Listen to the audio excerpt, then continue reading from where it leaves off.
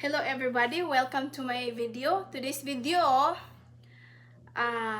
may magtatanong sa akin about sa akong life. Isa hindi lang siya magpakita.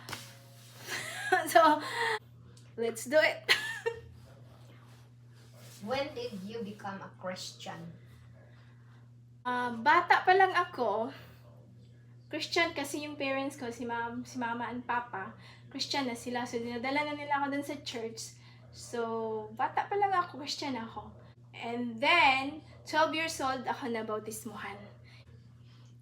How did you do that you feel closer to God?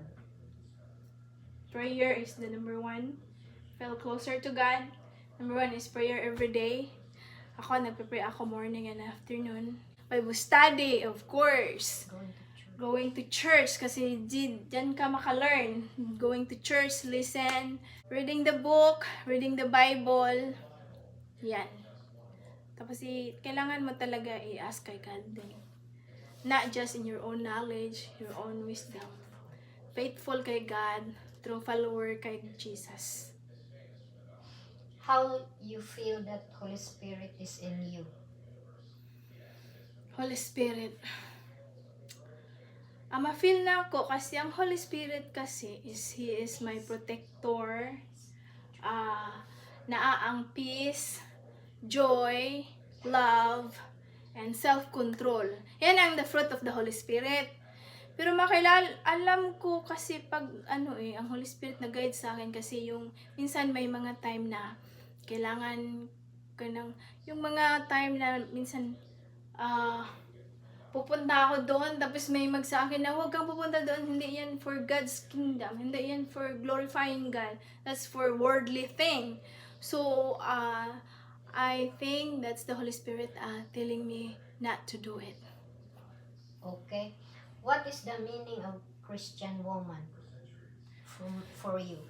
Christian woman for me is faithful, matakotin kay God.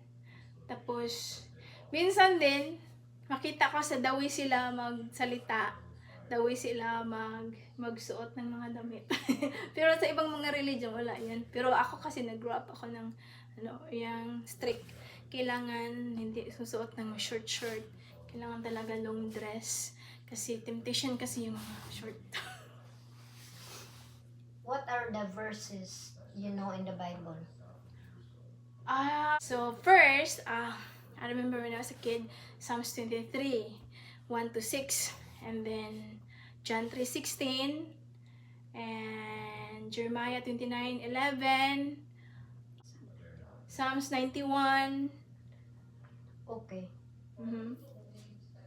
Could you please share with me a life of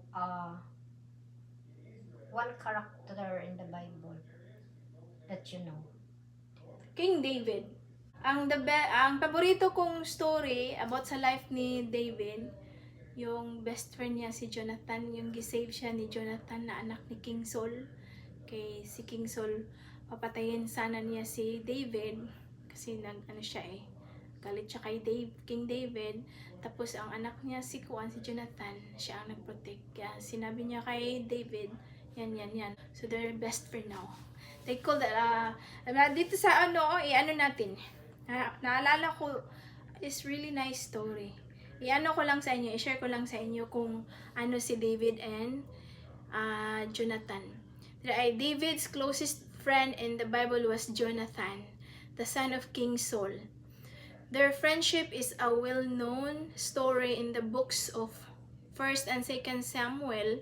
Jonathan, despite being the heir of the throne, developed a deep bond with David, even knowing David would eventually replace his father as king. Jonathan and David made a covenant. Their covenant of a friendship. Interesting story. Is God answer all prayers? Do God answer all prayers? For me, not all prayers will answers. Kasi na-experience ko na yan. Pero may reason pag hindi i-answer ni God ang prayers mo. Yan lang ang idea. I know God answers prayer, but na may mga prayers na siguro, ang alam ko lang is may reason. Si God, He knows about us.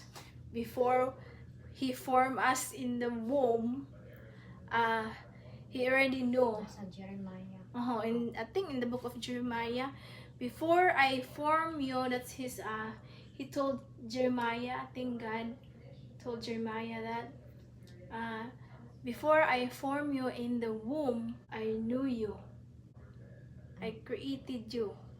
Who is your favorite woman character in the Bible? My favorite woman, character in the Bible, Hannah.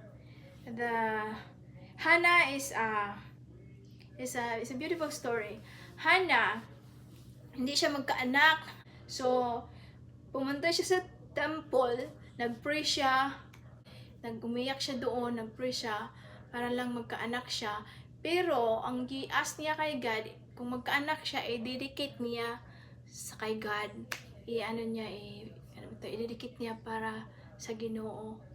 Tapos, yan, binigyan siya si Samuel.